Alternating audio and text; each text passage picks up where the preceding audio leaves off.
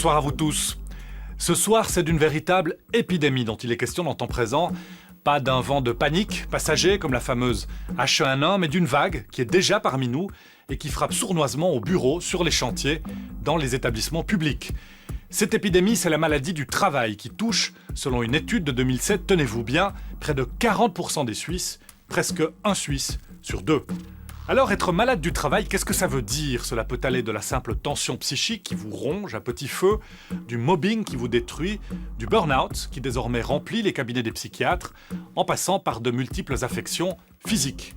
Être malade du travail, cela peut, hélas, aussi conduire à la mort.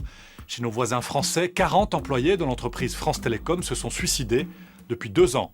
Un drame national qui a provoqué l'ouverture d'une dénonciation judiciaire. L'enquête menée par l'inspection du travail en France est accablante pour les méthodes de gestion de l'entreprise. Le harcèlement moral, la course à la productivité, les méthodes de ressources humaines dignes du Far West sont clairement désignées comme responsables de la vague de suicides. En France, les choses au moins vont avancer.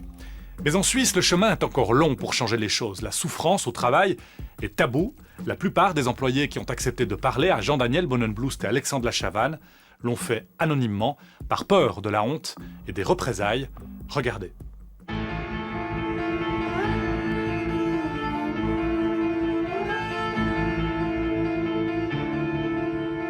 « 1927, Métropolis. Dans son film, le réalisateur allemand Fritz Lang livre une vision du futur, les années 2000. Un monde où l'homme est brisé par le travail et asservi par une caste de privilégiés.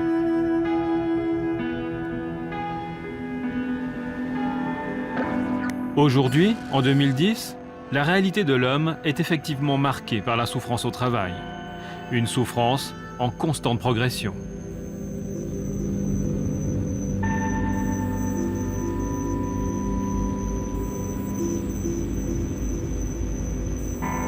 Lionel Dervin est un miraculé.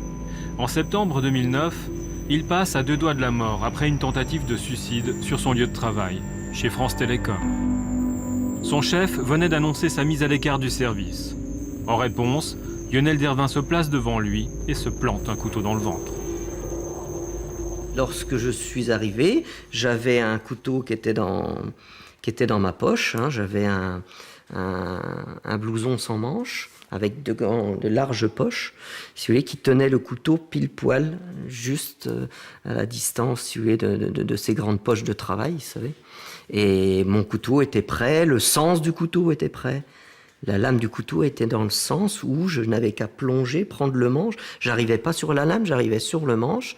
Je sortais le couteau et je me plantais le couteau, oui. Tout était minuté. Et c'est ce que vous avez fait? Et c'est ce que j'ai fait.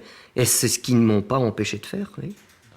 Un acte désespéré qui a choqué Anne-Marie et Christian, ses collègues, présents au moment du drame. C'était vraiment le truc.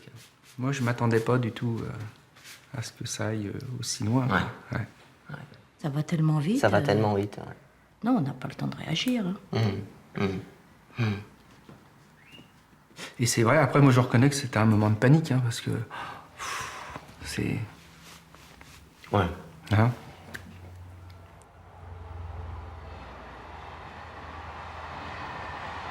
Ce scénario, monté avec soin par Lionel Dervin, prend place après une longue période de dégradation progressive de ses conditions de travail. Quand vous mettez ce genre de scénario en place, vous avez quand même une pensée à tous ceux qui sont partis. Et tous ceux qui sont partis, justement, le reproche qui ont été faits, ou l'excuse qu'on a donnée, c'est qu'effectivement, c'était des problèmes personnels et que ça s'est déroulé à l'extérieur de France Télécom. Et là aussi, j'ai dit non, moi, vous m'aurez pas. Moi, je vais bien revendiquer que c'est sur mon lieu de travail.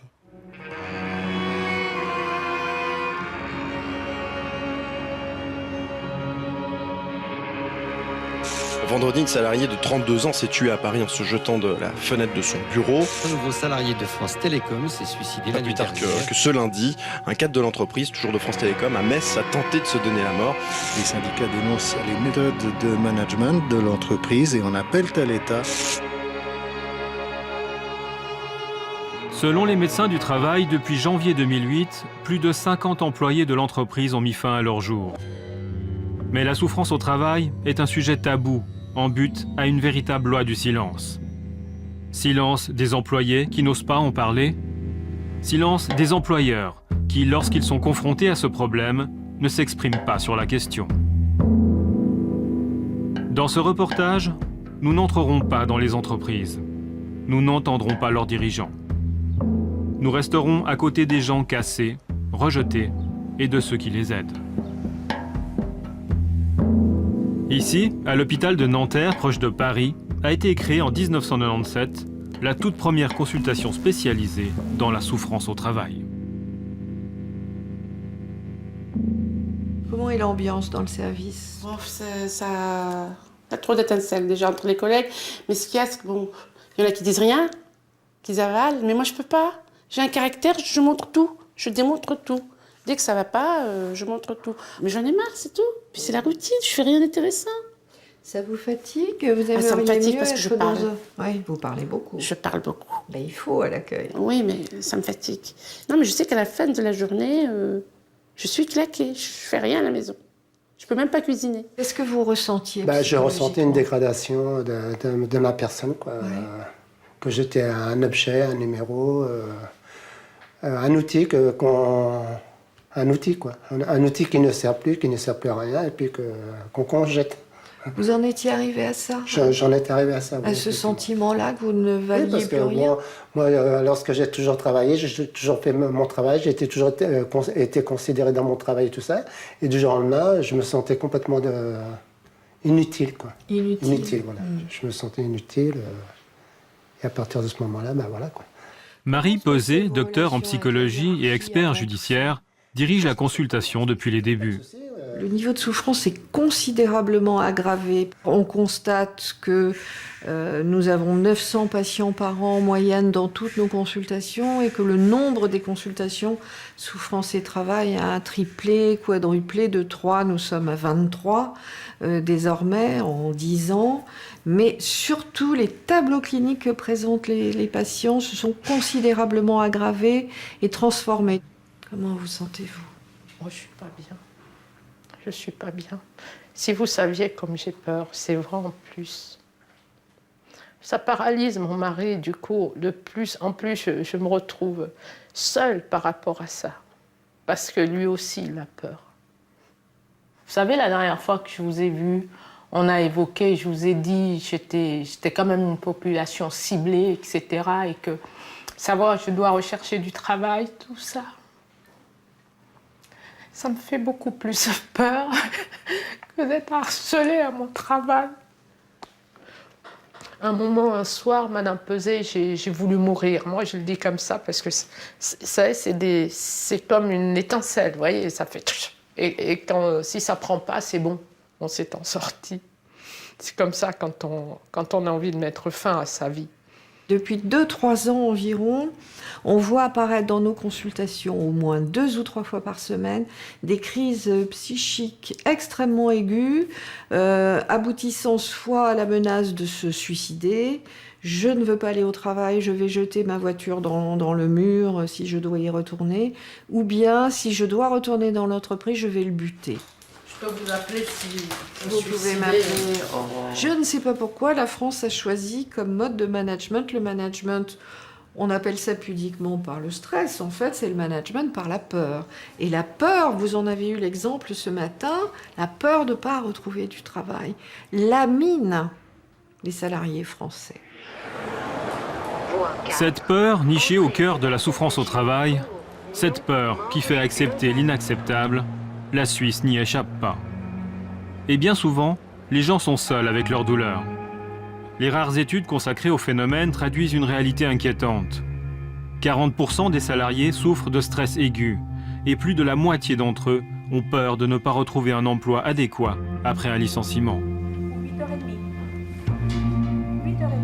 Vous me donnez peut-être vos coordonnées, s'il vous plaît ? Dans les cabinets médicaux, cette souffrance se traduit par toute une série de symptômes. Troubles du sommeil, douleurs digestives, mal de dos, migraines, stress, difficultés à assumer le quotidien.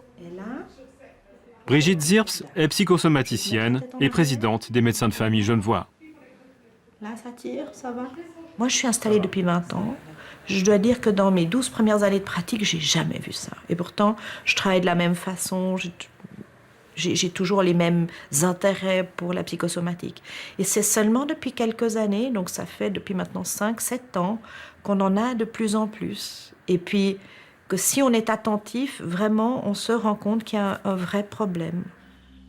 Les femmes sont encore plus touchées que les hommes par la souffrance au travail. Anna en sait quelque chose. Comme la plupart des personnes que nous verrons dans ce reportage, elle restera anonyme.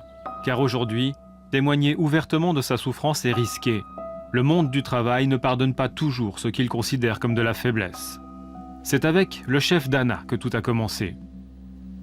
Il avait une façon de diriger l'entreprise, une façon tyrannique vis-à-vis de son personnel. Il exigeait en fait une disponibilité absolue. Donc au-delà même des horaires de travail. Et il y avait des personnes, justement, qui pouvaient être dérangées à la maison, ils pouvaient être dérangés pendant ses vacances, ils retournaient de ses vacances, justement parce que lui, il demandait. Il dirigeait donc l'entreprise comme un véritable despote. Toutes les personnes qui commençaient à travailler avec lui, ou bien on tenait les coups, ou sinon, c'était la porte. Donc, moi, je voulais quand même garder mon poste, donc j'avais intérêt quand même à m'habituer à travailler avec lui, à répondre aux tâches qui m'avaient été demandées. Anna souffre au travail. Et comme la plupart de ceux qui sont dans cette situation, elle s'investit beaucoup dans son métier. Expert comptable dans une entreprise de luxe, elle doit suivre des cadences effrénées et se dépense sans compter, jusqu'aux premières alertes de santé. Donc moi, au bout des 4 mois, 4-5 mois de travail intensif, donc avec ces rythmes-là, cet stress et tout ça, donc j'ai eu un problème très important de santé. Ça m'est arrivé au travail même, c'était un soir déjà tard, donc il y a l'ambulance qui a dû venir me chercher au bureau. Et donc après ça, donc j'ai eu un mois et demi d'arrêt de travail. Et je me préoccupais beaucoup parce que je craignais qu'au mon retour, j'aurais plus mon poste.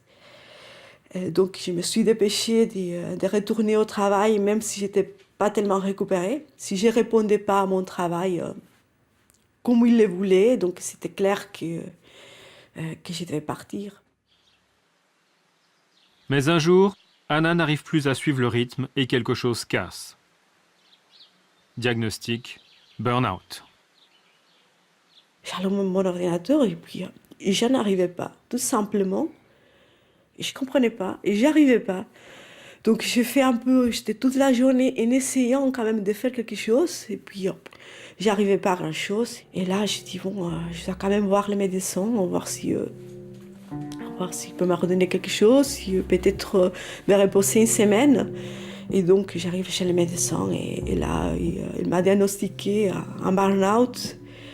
Et il m'a fait voir que c'était pas une question d'une semaine. Une semaine après, j'ai reçu ma lettre de licenciement. La raison, c'était que, c'était mon arrêt de travail. Pas le droit de flancher. Oui, absolument pas. Mais ça, je le savais depuis le début. Le système resserre une sorte d'étau.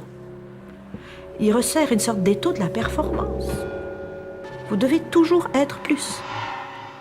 J'ai pas l'impression qu'il y a 50 ans, nos ancêtres devaient prouver leur valeur au quotidien. Aujourd'hui, si vous êtes dans une banque, vous êtes évalué régulièrement et vous devez chaque fois prouver que vous pouvez faire mieux. Avant, on devait prouver qu'on était bon. Aujourd'hui, mon sentiment, c'est qu'on doit prouver qu'on peut être meilleur. Et que derrière vous et à côté de vous, il y en a qui y arrivent. Et si vous n'y arrivez pas, vous avez un terrible sentiment d'être nul. Et ensuite arrivent tous les symptômes, avec souvent derrière une notion de culpabilité. La souffrance liée au travail est aussi une affaire de justice. Le nombre de cas portés devant le tribunal des prud'hommes est en constante augmentation. Et obtenir gain de cause après un licenciement abusif est loin d'être évident. On se sépare de salariés qui travaillent correctement. Entre 1985 et 2005, la rémunération des actionnaires elle a été multipliée par 10. On a passé de 3 à 30 milliards. Ça s'est fait par des licenciements. Et ça s'est fait par des licenciements, et par l'augmentation de la productivité aussi. Mais ça s'est fait nécessairement par des licenciements de gens qui travaillent correctement. Et c'est des gens qui souffrent beaucoup. Je crois qu'il y a une violence dans le licenciement d'un salarié qui fait correctement son travail, qui est investi dans son travail, qu'on ne mesure pas. Depuis 2 ans, on a tous l'impression qu'on est les prochains sur la liste. Ça tourne dans la maison, il y a beaucoup de gens qui arrivent, qui restent pas. Et ceux qui sont là, ils ont tous peur d'être licenciés. Donc, enfin, il n'y a pas tous, mais les choses, elles se passent mal. Vous croisez toutes les semaines des gens qui sortent en pleurant d'une pièce. Il y a des choses qui se passent mal. Il avait listé un certain nombre d'objectifs. Marguerite Bouget était animatrice dans un EMS. Licenciée après 10 ans de service, elle cherche à obtenir justice face à un employeur tout-puissant. Car en Suisse, licencier est très facile. On licencie facilement parce que l'employeur n'a qu'à respecter un délai de congé. Il n'y a pas d'indemnité de départ liée à la durée des rapports de travail comme on le rencontre dans d'autres pays. C'est un des droits les plus libéraux et les plus favorables aux entreprises. Oui. Par rapport aux résidents, moi je ramenais un petit peu de vie et de lumière, j'avais d'excellents contacts avec chacun, donc pour moi c'était aussi toujours un déchirement de savoir que du jour au lendemain tout ça c'est fini, c'est fini. L'évaluation, en fait, elle avait pour objectif... Au cœur de ces contentieux, un outil qui prend aujourd'hui une place centrale dans les rapports entre employés et entreprises, l'entretien d'évaluation. Donc il fait une évaluation qui, en fait, d'une certaine manière, prépare le terrain.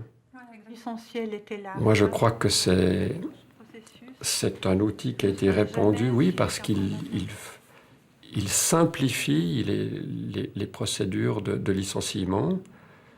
Et parce que c'est pas l'objectif numéro 1, mais parce qu'il met les gens sous pression. Je pense que toute l'augmentation de la productivité, cette espèce d'investissement qu'on sent toujours plus fort, où les gens ont peur pour leur place de travail, donc mettent les bouchées doubles. Moi, je vois des gens qui se tuent littéralement au travail, qui travaillent la nuit, qui préparent des documents à la maison, qui s'envoient sur leur ordinateur. Enfin, tout ça vient de ces évaluations régulières où c'est un outil qui permet de mettre les gens sous pression.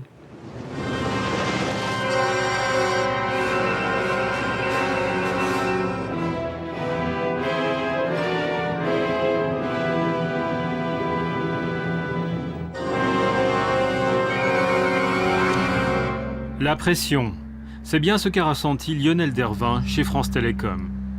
Dès sa privatisation en 1997, l'opérateur entre dans une restructuration permanente. En 2005, la direction décide de supprimer 22 000 postes. Dans le jargon de l'entreprise, on appelle cela « faire du moins ». Un manager, lorsqu'il y avait du moins dans une équipe, il touchait, oui, une prime qui pouvait aller de 1 000 à 1 400 € par personne éloignée du service. Mais qu'est-ce qui a changé concrètement avec ce nouveau type de management? Alors, le management, c'est simple, c'est marche ou crève. Le mot est dur, mais c'est ça.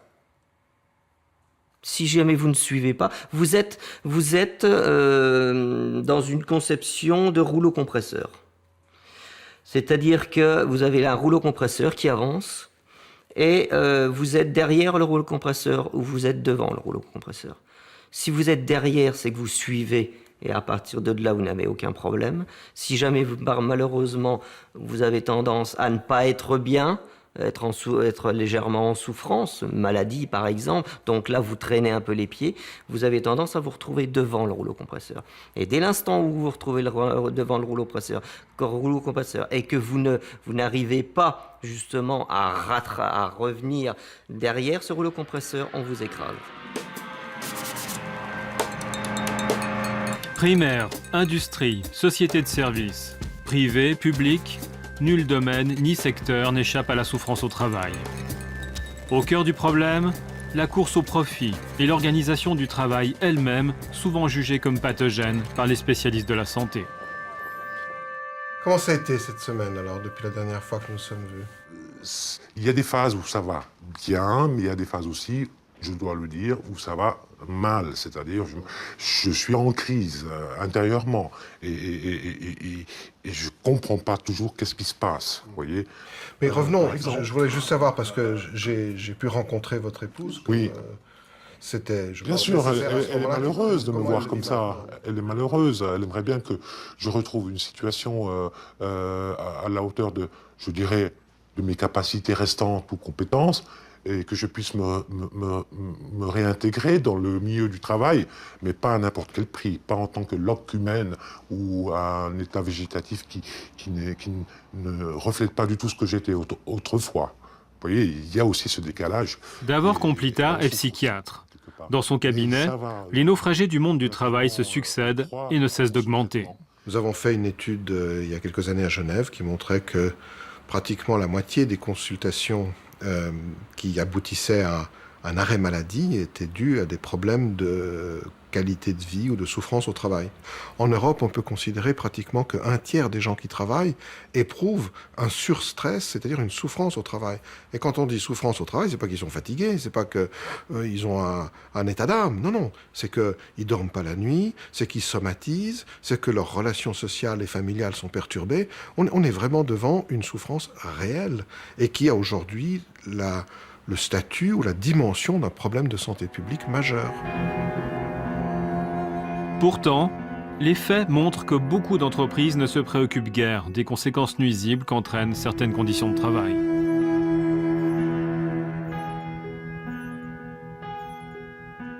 Tout ce qui peut vous poser réellement souci, que ce soit au niveau de votre santé ou quoi que ce soit, c'est considéré comme un problème privé. Ça ne rentre pas dans le cadre professionnel, donc c'est à vous de vous débrouiller.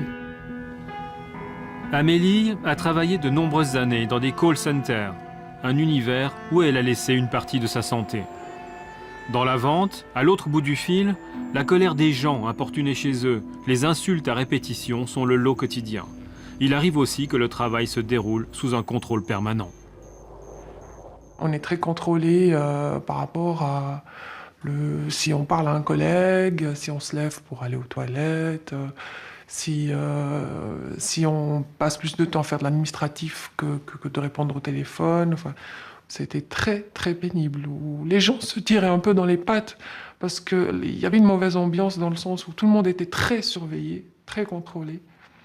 Donc il y avait certaines personnes, pour bien se faire voir ou arriver à atteindre peut-être une certaine ambition, faisaient un petit peu la police, hein, si vous voulez, dans le centre.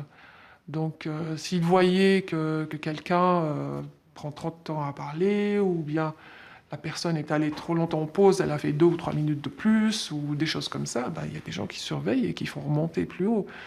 Donc, quand on se sent dans cette atmosphère et cette ambiance, il y a énormément de méfiance les uns envers les autres. Et ça aide pas à créer des liens, non. La délation entre collègues. Ah oui, bien sûr, ça je l'ai vécu, de la délation.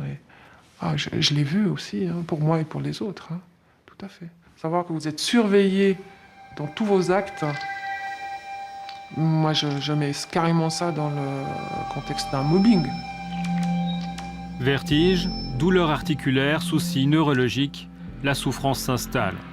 Amélie résiste, mais son corps ne suit pas. Je souffrais et j'y retournais quand même. C'est clair que là, il y a une sonnette d'alarme qui sonne et lorsque on n'est pas toujours à l'écoute de son corps, malheureusement, on a tendance à négliger cette sonnette d'alarme. Et jusqu'au jour où vous atteignez un pic. Alors ce pic, il peut être effectivement physique, où là, vous ne pouvez plus bouger, comme il peut être aussi, à force d'aller travailler dans la douleur aussi, c'est épuisant. C'est que vous vous dites ça va passer, ou alors vous prenez des médicaments. À la longue, au bout de quelques mois, quelques années, il y a les effets aussi qui ressortent. Vous alliez travailler dans la douleur. Ah oui.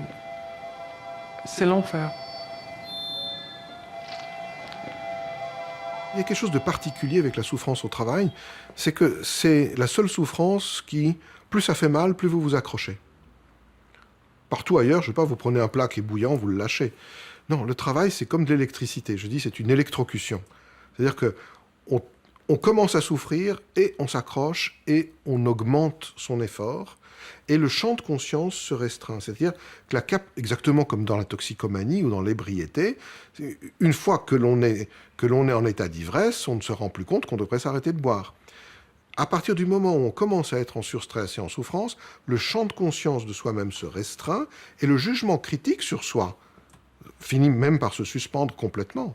Et d'ailleurs, beaucoup de patients, beaucoup de gens qui sont dans ces phases de descente vers le burn-out reçoivent des messages de leurs proches, de leur famille, de leurs conjoints. Et il y a un déni complet du fait qu'ils sont effectivement en train de couler. C'est ce qui explique, je dirais, aussi la gravité de ces états. C'est que l'instinct de survie ne se manifeste pas normalement, alors que tout dans la situation montre qu'il faudrait s'enfuir. Il faudrait en tout cas se protéger. La souffrance au travail n'est pas réservée aux simples employés. Elle touche beaucoup les cadres et même parfois des directeurs. Christian dirige une grande institution sociale subventionnée par l'État. Je suis je ne veux pas dire un forcené du travail, mais je pense que je le suis devenu. Je pense que j'étais devenu un workaholic. J'ai été jusqu'à des semaines de 60, 70, 80 heures, en ne prenant pratiquement pas de vacances, et finalement en consacrant l'essentiel de ma vie, de mon énergie, de ma réflexion au travail. Mais Christian n'est pas vraiment maître à bord. Il dépend d'un conseil d'administration qui le contraint à de fortes économies de fonctionnement. Pris en étau entre le conseil et son personnel mécontent, il finit par craquer et tombe en dépression. Ce qui m'a déclenché ma première visite chez mon médecin traitant, c'est la peur de ce que j'appellerais l'accident fortuit. C'est-à-dire que je sentais qu'il y avait un trop-plein, et ma crainte était que mon subconscient provoque un accident ou un événement particulier pour mettre fin à cette situation, pour que je puisse me reposer de force en quelque sorte. Comment ? Je me suis trouvé à rouler et puis à me dire, oui, un coup de volant à droite, et puis t'es tranquille pendant quelque temps. Et quand j'ai ressenti cela, ça a été vraiment la lumière rouge qui s'est allumée. Et puis je me suis dit, maintenant, mon vieux, tu es en train d'aller trop loin. Si tu commences à avoir des pensées comme ça devient dangereux. À un moment donné, nous avons eu recours à un consultant pour nous aider à mettre en place une organisation. Et ce consultant s'est très vite rendu compte que la plupart des cadres étaient épuisés. Et il l'a mentionné, mais malheureusement, ça s'est mal terminé pour un de ceux-ci qui n'a clairement pas tenu le coup. Et malheureusement, qui a fait un burn-out, qui malheureusement s'est mal terminé par un décès. Suicide ? Suicide, oui. Vous vous sentez plus fragile aujourd'hui ? Oui, beaucoup. Fragile sur le plan émotionnel notamment. La moindre petite contrariété ou me fait réagir de manière exagérée. Le fait aussi d'oublier les choses, de perdre les choses. Et ça, c'est le quotidien, c'est le courant. Et c'est vrai que c'est pas ma personnalité, c'est pas mon fonctionnement.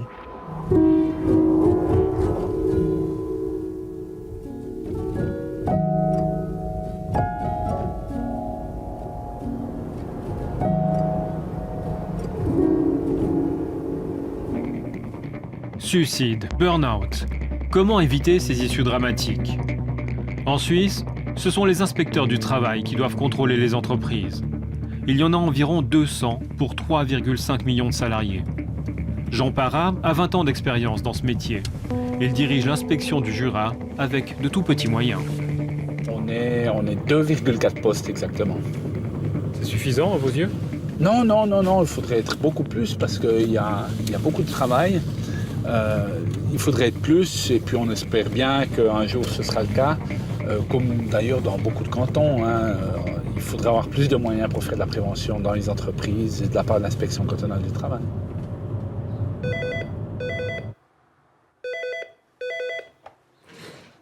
Jean Parrain. La loi suisse sur le travail prévoit de multiples obligations à l'adresse des employeurs. Mais une des principales difficultés pour les inspecteurs est tout simplement de la faire appliquer. Oui.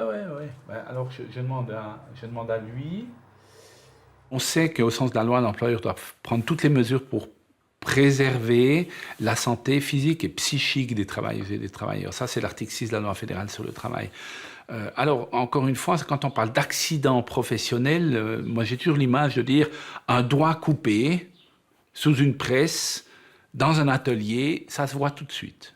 Tout le monde le sait, ça hurle dans tous les sens, il y a du sang partout, etc. Ça se voit. Quelqu'un qui commence à souffrir au travail, peut-être qu'il souffre de mobbing ou qui souffre de stress, trop de stress et qui est au bord du burn-out, ça ne se voit pas. En lui, il subit des choses qu'il ne préfère pas montrer. C'est parfois dévalorisant pour cette personne. En tout cas, cette personne pense que c'est dévalorisant de s'extérioriser par rapport à ça. Donc un inspecteur, il peut bien passer une fois, il ne va pas le voir. Les seuls outils dont nous disposons, c'est de s'assurer dans les entreprises si des dispositions sont prises par l'employeur pour éviter que des problèmes, par exemple, de mobbing surviennent. Pourquoi on est si gentil avec les employeurs ? Mais on en a besoin des employeurs. Puis on a aussi besoin des gens qui travaillent. Oui, on a besoin des employeurs et des travailleurs. Mais on n'est pas plus gentil avec les employeurs qu'avec quelqu'un d'autre. Simplement, le système est tel que la société accepte que le travail, parfois, rend malade. Et puis, de toute façon, on a une réserve de travailleurs. Donc, on peut encore compter là-dessus. C'est très cynique, mais personne ne le dit et personne ne va vous dire qu'il le fait. Mais la société est organisée comme cela et le marché est organisé comme cela. Force est de constater que personne ne s'intéresse à la santé au travail. Personne. Professeur à l'EPFL et l'Université de Lausanne, Michel Guillemin a consacré l'essentiel de sa vie aux questions de santé au travail. J'ai publié il y a quelque temps un graphique assez spectaculaire où on voit, issu d'une publication américaine, les coûts directs et indirects de grands fléaux. Le cancer, les maladies cardiovasculaires, le sida, Alzheimer et les accidents et les maladies professionnelles. Donc déjà, les coûts sont énormes. Les accidents et les maladies professionnelles coûtent plus cher à la société que le cancer ou les maladies cardiovasculaires, ce qui déjà étonne monsieur tout le monde. Et puis quand après vous comparez les allocations de recherche du Fonds national pour le cancer, Alzheimer, etc., vous voyez des sommes d'argent gigantesques qui sont d'ailleurs disproportionnées pour le sida, par exemple, parce que ça fait peur à tout le monde. Et puis pour les accidents et maladies professionnelles, on voit pratiquement il n'y a pas de subside. Donc on est dans une espèce de situation presque schizophrénique, quoi. Parce qu'il y a des vrais problèmes, et puis on ne s'en occupe pas, et puis tout le monde est content. Absentéisme, incapacité, troubles musculo-squelettiques. Personne n'a calculé avec précision la part attribuable au travail dans les coûts de la santé. Mais en se basant sur les méthodes de calcul du Danemark, la facture pour la Suisse s'élèverait à plus de 8,5 milliards. Les conséquences des mauvaises conditions de travail, notamment sur l'état de santé de la population en général, sont telles qu'elles coûtent beaucoup d'argent au système de santé suisse. Mais bien sûr, ce ne sont pas les mêmes personnes qui sont concernées. Le système de santé, c'est vous et moi qui payons nos primes d'assurance maladie, qui prenons en charge ces coûts. Par contre, les dégradations de santé liées à des mauvaises conditions de travail, ce n'est pas vous et moi qui en sommes la cause. Ce sont les employeurs et les entreprises. Et tout le problème est là. Le jour où on demandera à cet employeur de prendre en charge les coûts liés à la dégradation de la santé de ses travailleurs, même s'il ne s'agit pas de maladie professionnelle reconnue, eh bien là, peut-être, les choses évolueront.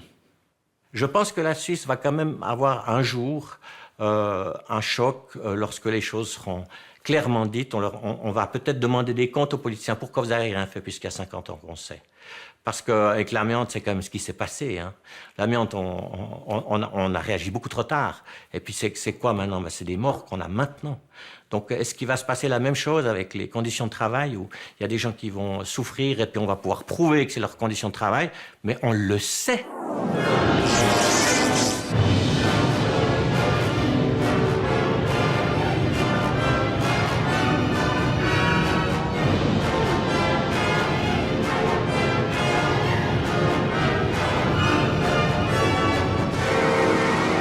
Le travail serait-il destiné à rester un monde où l'on se débarrasse des gens après les avoir usés? Un monde où l'on n'est guère plus qu'une chose, un numéro interchangeable. À France Télécom, je ne suis pas Monsieur Dervingenel, je suis un matricule. Je suis YNED 6494. Au début, vous en rigolez, c'est comme tout. Hein. Ça, c'est comme quand quelqu'un vient vous chercher querelle, à un moment donné, vous dites « Attends, tu plaisantes ». Et puis petit à petit, si vous voulez, vous apercevez que vous n'êtes plus que ça. Donc là, vous avez votre identité qui se perd petit à petit. Et quand à cela viennent s'ajouter des jeux de pouvoir entre collègues ou avec les supérieurs, les conséquences peuvent être dévastatrices. Isabelle est employée d'une grande entreprise d'État qui s'est engagée à ne pas licencier. Elle s'est vue supprimer son poste sans pour autant perdre sa place. Le principe est clair, vous dépouillez quelqu'un, en fait, d'abord de ses fonctions, de ses occupations. Cette personne se retrouve dans un bureau inoccupé, avec plein de secrétaires qui, elles, sont suroccupées, bien sûr, parce que le travail doit quand même être fait. Et puis, comment vous ne voyez plus personne. Et puis, petit à petit, vous n'avez plus de téléphone. Et puis, les emails se font de plus en plus rares. Et puis, pour finir, il n'y a plus rien. Que des secrétaires qui, finalement, à juste titre, hein, j'insiste, hein, se plaignent de devoir faire votre travail. Mais ça, c'est entre la direction et les secrétaires. Donc, la direction squeeze vos tâches et les donne aux secrétaires. Vous n'existez plus. On a tiré un trait sur vous et on vous laisse survivre dans un bureau. Vous n'avez plus de relations professionnelles? Aucune. Même mes anciens collègues m'ont fait comprendre qu'en n'étant plus dans le circuit, je ne pouvais pas participer à leur pause café ou à quoi que ce soit. Donc vous êtes dans un isolement total. Complet, total. Au placard, comme on dit?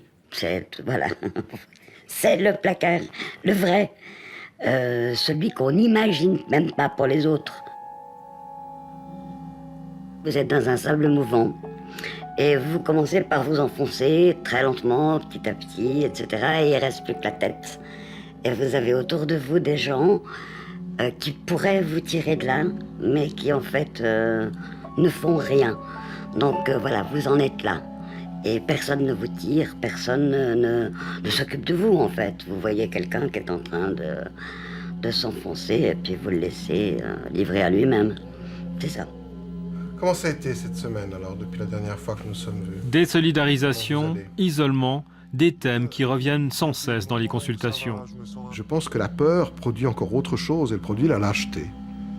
Le mobbing, effectivement, aujourd'hui, peut se développer beaucoup plus facilement dans les entreprises, précisément parce qu'il y a cette pression, parce qu'il y a cet isolement, parce que mais il n'y en a pas beaucoup, mais ceux qui réellement ont une mentalité perverse, qui d'une certaine façon jouit de la destruction imposée à l'autre, ces gens-là sentent bien qu'il n'y a pas plus beaucoup de courage dans l'environnement et qu'ils bénéficient de facto d'une certaine forme de tolérance, voire d'impunité.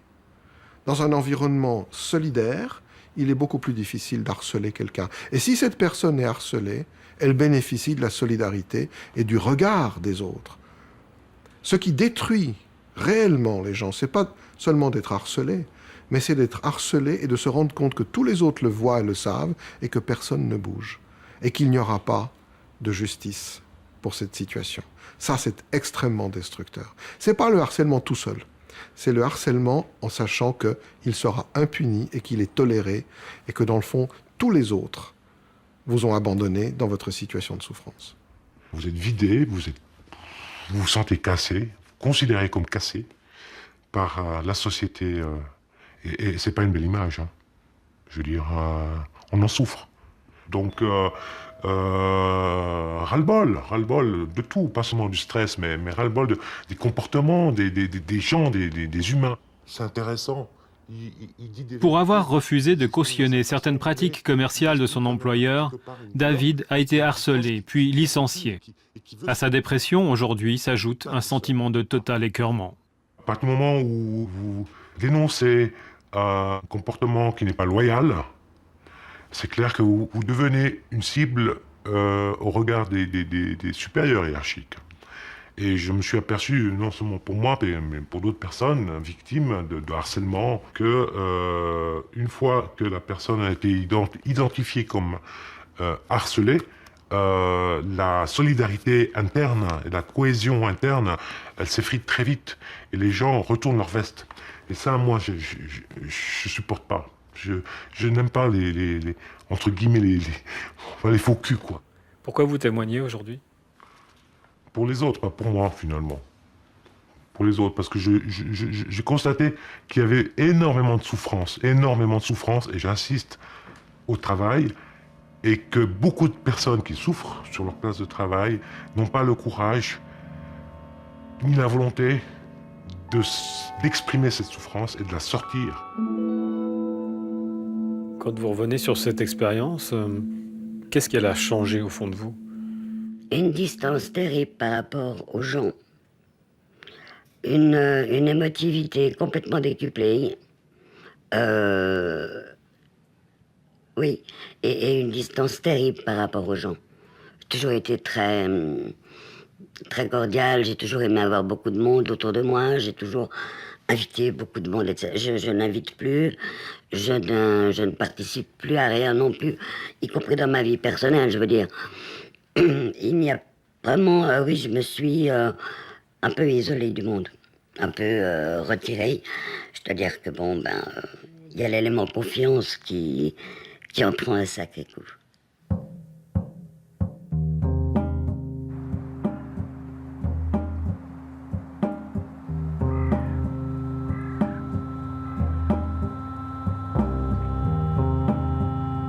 Quant à Lionel Dervin, c'est après 30 ans de service qu'il voit le rouleau compresseur se rapprocher dangereusement. Les chantiers s'enchaînent à toute vitesse, les objectifs deviennent irréalisables.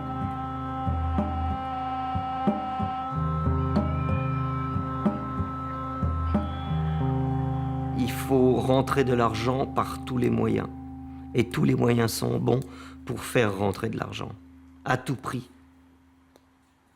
Y compris dans le non-respect des agents qui travaillent dans l'entreprise. Peu à peu, il arrive à Lionel Dervin et ses collègues de se voir pratiquement forcés à mal faire leur travail. Mal faire notre travail obligatoirement, maintenant le vouloir, il faudra peut-être demander ça justement aux responsables. Mais nous, c'est ce que l'on vivait. Et effectivement, on était obligé de le faire mal. Il y a là une désagrégation de ce rapport à la valeur au travail qui est extrêmement destructeur parce que les valeurs professionnelles d'un individu sont toujours en relation avec ses valeurs fondamentales, avec ce qui fait sens dans sa vie. Or, les valeurs, une des définitions, c'est dire c'est quelque chose pourquoi vous êtes prêt à donner votre vie. Si vous êtes amené à violer vous-même vos propres valeurs, qu'est-ce que vous êtes en train de faire de votre propre vie ? Et ça, c'est, je dirais, le fond de la lésion que produit cette souffrance au travail.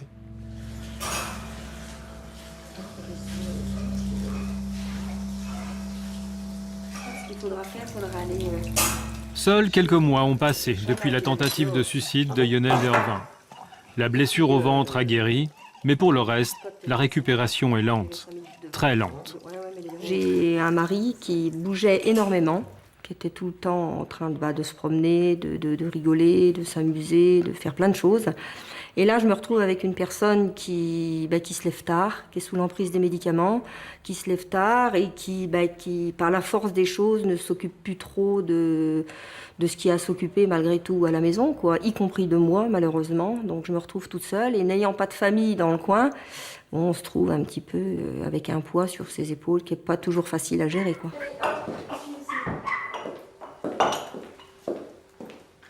guérir à 100%, moi j'y crois pas. Mon inconscient, si vous voulez, il est avec la mort. Combien de fois dans les débuts, quand je suis sorti de l'hôpital, je vous dis, le train, le camion, les camions qui passent devant, quand je vais me promener, il y a un arbre qui est là, j'ai dit tiens celui-là il serait bien là, toc toc toc, je monte là, tout, je vois tout le scénario, la corde qui est mise et tout, hein, tout est, c'est impressionnant, c'est impressionnant. Et là vous êtes mal. Vous avez l'impression que vous allez bientôt sortir de cette période difficile ? En sortir totalement, non. Maintenant, on apprend plutôt à vivre avec. Quand il arrive des drames comme ça, que ce soit, bon, en l'occurrence, une tentative de suicide ou un décès d'un jeune enfant, maintenant, je pense que je suis bien placée, malheureusement, pour le savoir, c'est qu'on oubliera, et on n'oubliera jamais. On ne peut pas oublier, on n'oubliera jamais. Par contre, il faut apprendre à vivre avec. Donc c'est une nouvelle vie qui recommence, et puis avec à nouveau, je pense, des bons et des moins bons moments, quoi. Mais bon... Il faut faire avec, il faut composer malheureusement.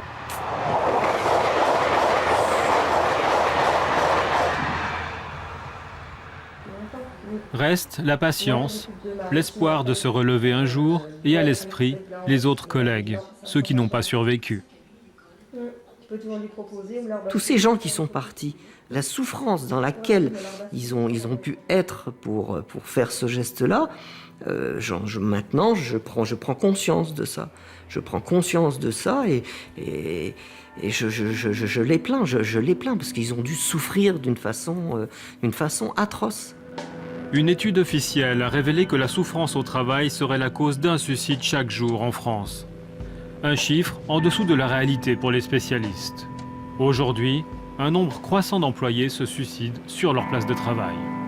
C'est un acte militant, on les appelle des suicides rouges, hein. Ils sont des suicides dédicacés. Souvent, celui qui se tue laisse un mot et puis entretient l'espérance, bien déçu malheureusement par la suite, que son suicide va ouvrir la parole dans l'entreprise, que donc la violence de son geste va permettre de crever ce mur de déni, de cécité collective.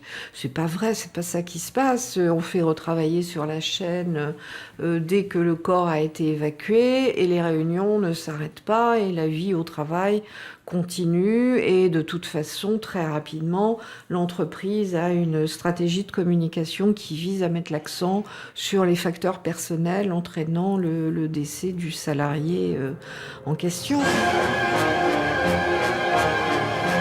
Le réalisateur de Métropolis aurait-il vu juste ? Certains s'attendent au pire.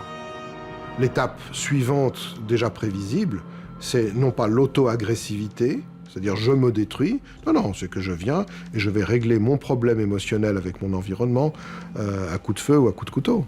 À ça, nous devons encore ajouter tout ce qui relève de l'usage des drogues et de l'automédication, qui est extrêmement importante, qui sont encore des facteurs aggravants.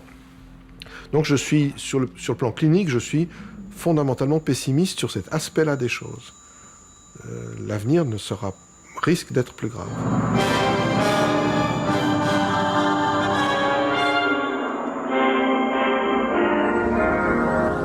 Le Moloch qui dévore les hommes ne serait-il pas l'allégorie qui représente le monde du travail d'aujourd'hui ? C'est une profonde injustice. La peur au ventre, comme tous les Français. Comme j'ai peur. Si vous saviez comme j'ai peur. Si vous saviez. Si vous saviez comme j'ai peur. Si vous saviez comme j'ai peur.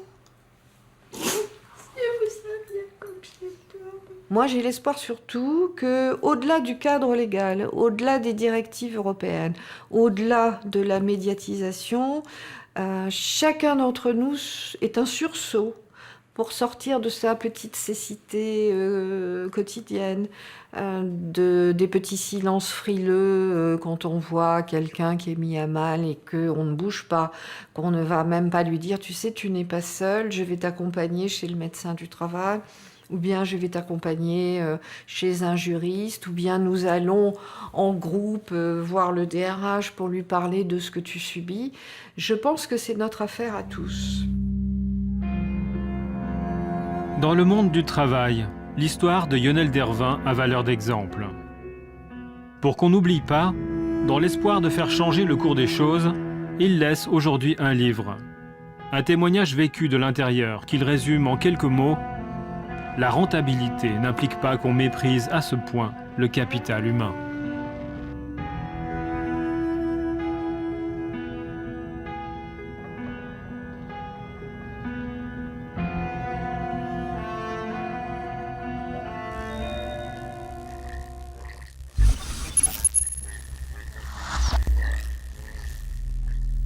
À la suite du rapport de l'inspection du travail sur les suicides à France Télécom, une procédure judiciaire vient d'être ouverte par le parquet de Paris pour harcèlement moral.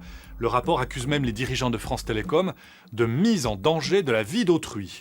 Je vous invite à lire ce rapport mis en ligne sur notre site www.tempsprésent.ch. Il est impressionnant, il montre comment les décisions stratégiques et la recherche de la productivité à tout prix mènent à une violence généralisée dans l'entreprise qui peut conduire au suicide. Qui sait si vous-même n'êtes pas concerné aussi par la souffrance au travail? Alors n'hésitez pas à interpeller à la même adresse notre invité de la semaine, le docteur Davor Komplita, psychiatre à Genève, spécialiste des maladies du travail et intervenante en entreprise. Nous sommes d'ailleurs bientôt le 1er mai, fête du travail, l'occasion peut-être de réfléchir à ce qu'il nous apporte ou ce qu'il nous coûte. Excellente soirée, très bonne semaine à vous tous et à bientôt. Grève des employés, sécurité toujours plus contraignante, vol et embarquement bondés, qui n'a pas connu le stress en passant par un aéroport? Il n'y a pas seulement les retards, les annulations et la mauvaise météo qui peuvent bloquer le passager, mais aussi tous les obstacles à franchir dès le check-in et les contraintes à subir pour raison de sécurité. Nos aéroports vont-ils craquer? Reportage en Suisse et en Europe.